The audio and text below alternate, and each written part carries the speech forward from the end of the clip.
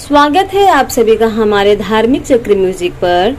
आज आपको हम इस वीडियो में बताएंगे 2022 में भाई दूज कब मनाई जाएगी। जानिए शुभ मुहूर्त, मंत्र और तिलक लगाने की विधि। हिंदू धर्म में भाई दूज के पर्व का विशेष महत्व होता है। इस बार भाई दूज 27 अक्टूबर को मनाया जाएगा। हर साल कार्तिक माह के शुक्ल पक्ष की तृतीया तिथि को भाई दूज का त्योहार मनाया जाता है।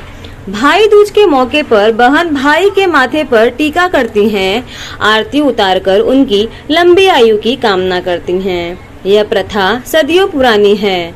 मान्यता है कि भाई दूज के दिन बहनों के घर भोजन करने से भाई की उम्र बढ़ती है।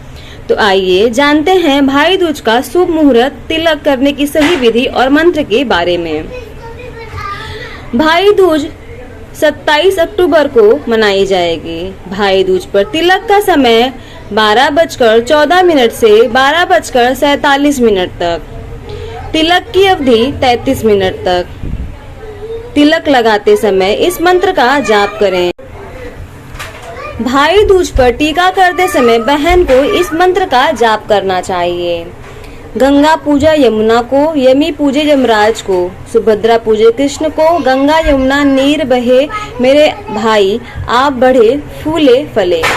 तिलक लगाने की सही विधि। सुबह स्नान कर नए कपड़े पहने, भगवान की पूजा करे।